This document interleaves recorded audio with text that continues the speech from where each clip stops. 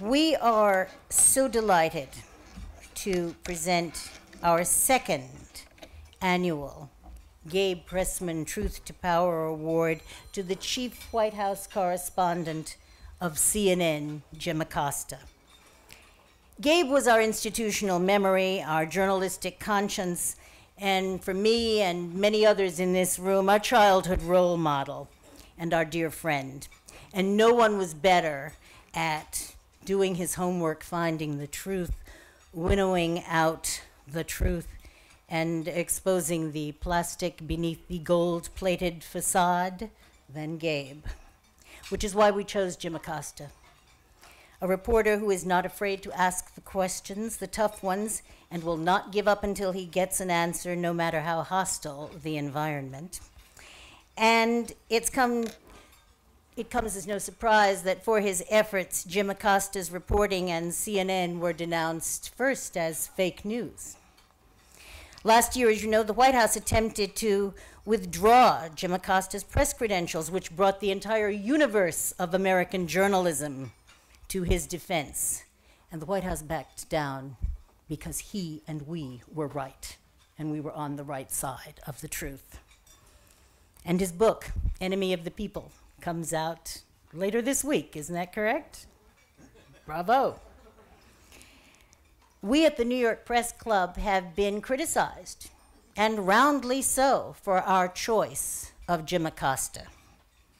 But we could not be prouder, more delighted, more determined, in the spirit of Gabe Pressman, to award this second Truth to Power to you, Jim Acosta.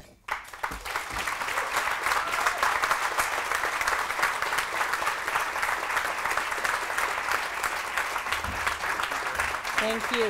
Thank you so much. Oh, Very kind. thank you. Pleasure. Thank you, everybody. Thank you so much for this award. This is beautiful. This is a huge honor for me to be here with the New York Press Club tonight.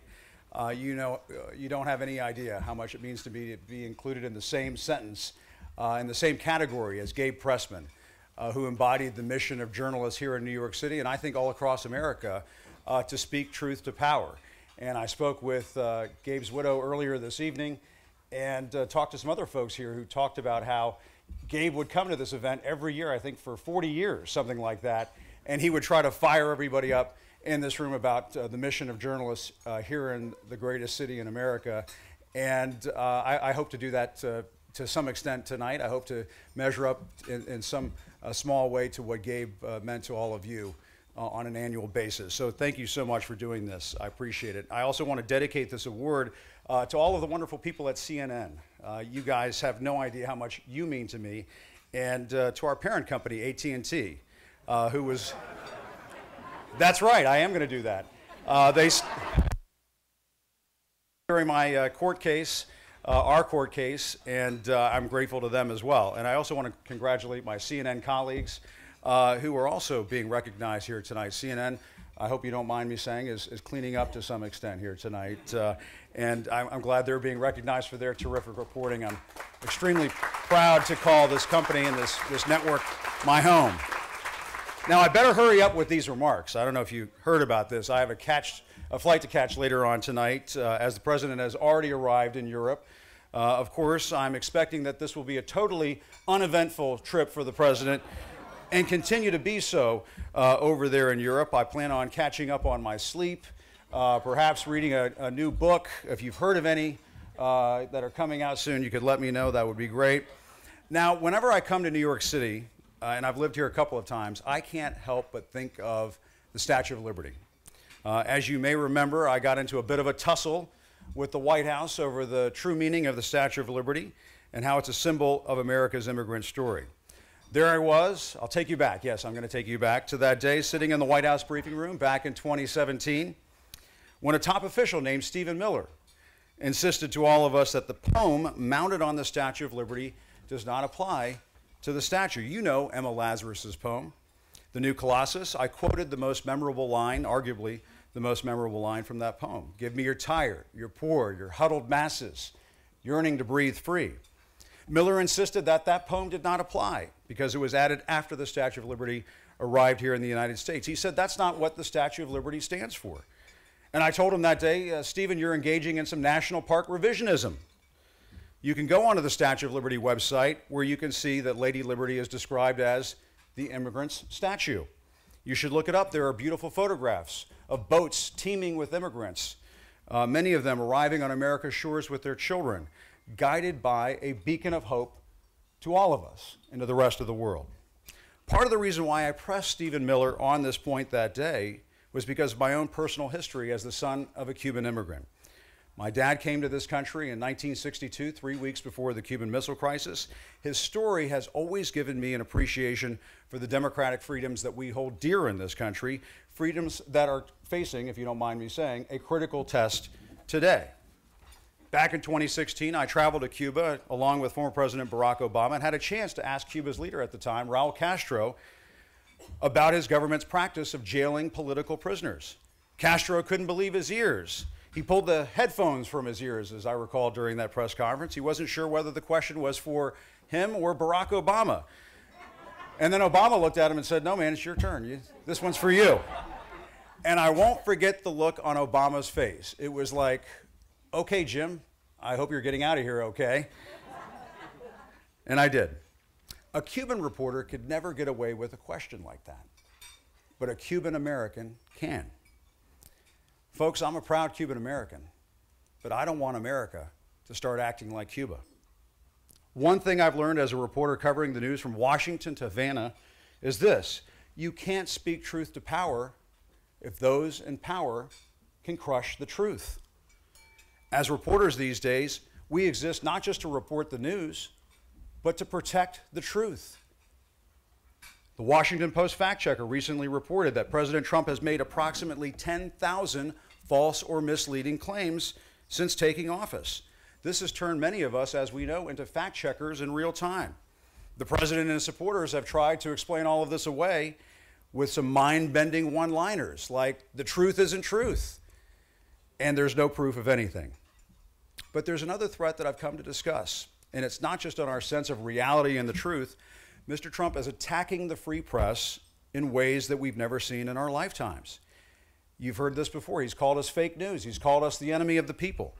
We've tried to warn the president and his team that this kind of rhetoric can be dangerous, but our appeals for decency have fallen on deaf ears. At Trump rallies, many in the crowd have adopted some of the president's rhetoric. We've been called fake news, the enemy, scum, traitors, and worse. The atmosphere is so intense that many times after these rallies, we have to race back to our cars to make sure that we get back to our vehicles safe and sound. And yes, we're hearing those insults all along the way.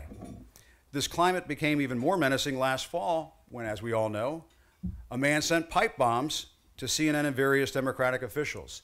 His white van, as you all remember, was covered in anti-media signage.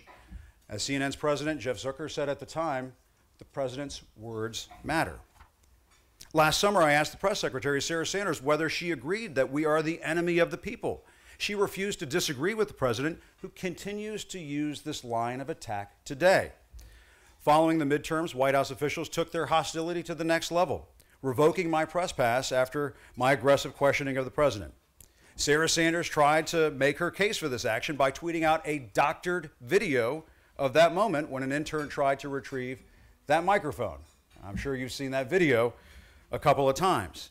The Trump-appointed judge hearing our case in federal court was not buying it. He restored my press credentials and described that video as being of, quote, questionable accuracy. And I brought something with me. It's right here with me tonight. This is it. This is what we fought for in court. They're not having it. It's staying with me. The next time the president took questions from the press, I asked him why he was siding with Saudi Arabia after the murder of the journalist Jamal Khashoggi. My question was whether he was letting the Saudis get away with murder. Make no mistake, the journalists at CNN and our colleagues in the press are not going to be bullied, and we're not going to be terrorized. We are still going to ask the hard questions. As journalists and as citizens, we must take a stand not against the president or any other foreign leader, but a stand for the truth. just because we are pro-truth does not make us anti-Trump. Which takes me back, if you will indulge me, to Emma Lazarus. She also wrote, "The wretched refuse of your teeming shores, send these, the homeless, tempest-tossed to me. I lift my lamp beside the golden door." We are all feeling a bit tempest-tossed these days, aren't we? But it's Lady Liberty's lamp, her torch, sending out a beacon of hope that resonates for me. As journalists, we too can shine a light in dark times. If children are ripped away from their parents on the border, we can shine a light and expose that policy. If the President of the United States refuses to tell the truth, we can shine a light and expose those falsehoods and take a stand for the facts, so the facts carry the day. Consider the false slur repeatedly aimed at us that reporters are the enemy of the people. My colleagues, if we are going to shine a light and speak truth to power, we have to expose this shameful characterization for what it is. It is a lie. We are well within the bounds of straight news reporting when we say this. We are not the enemy of the people. CNN is not the enemy of the people. Jamal Khashoggi is not the enemy of the people. The entire staff of the Capital Gazette newspaper in Annapolis, Maryland, is not the enemy of the people. We are defenders of the people.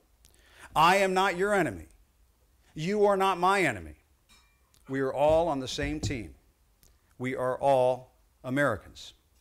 If we are guided by the truth, we can be that beacon of hope and fulfill the duty of a strong, free press in America today, to shine a light in dark times. That is a truth that, in my book, is very much worth the fight. Thank you very much. I've got a plane to catch. Thanks for listening. I appreciate it.